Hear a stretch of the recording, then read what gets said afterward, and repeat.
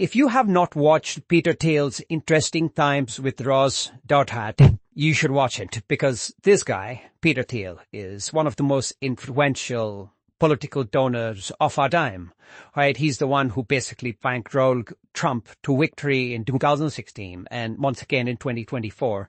He's the kind of big ideologue, thinker and funder of the right. And the interview was really interesting. So before I get into it, let me explain. If this sounds like AI, it is because I work at a certain place where if they knew I was out here telling you things, I would be in a lot of trouble. So with that, Peter Thiel, first of all, why is he glitching out all the time? He keeps stumbling. He sounds like a robot. He doesn't seem like a human. He doesn't give straight answers. It's almost as if he's pretending to be someone and not say the things that he really wants to say. That's one part of it. But the main theme of his entire 1-hour interview was that the human race as itself has been stagnating since the 1970s, because we landed on the moon in 1969 and then the hippies took over, and then there has been no progress except in the field of AI, which he begrudgingly accepts is progress. I don't know, from 1750 to 1970, 200 plus years were periods of accelerating change where we're, we're moving faster. The ships were faster, the railroads were faster, the cars were faster, the planes were faster. It culminates in the Concorde and the Apollo missions, and that in all sorts of dimensions, things had slowed. There was, I always made an exception for the world of bits. So we had, computers and software and internet and mobile internet. And then, the last 10, 15 years, you had crypto and the AI revolution, which I think is in some sense pretty big.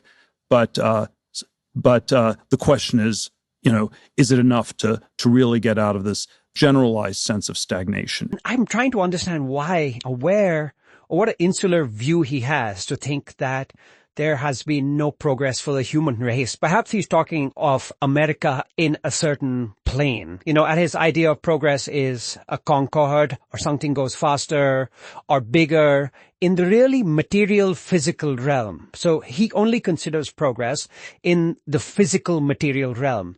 But he doesn't consider progress in how information moves and how thoughts move as progress. So he doesn't consider the internet as progress. He doesn't consider mobile data and telephony as progress. He doesn't consider AI as significant enough progress. And he has no mention at all about the energy transition, which is one of the biggest revolutions of our times.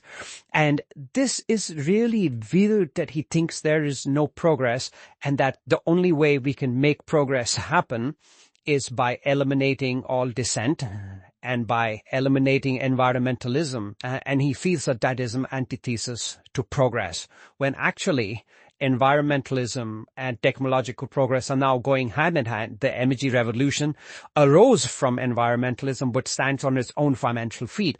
Wind and solar are technically now the best, fastest, and the lowest cost energy sources, which he makes no mention about.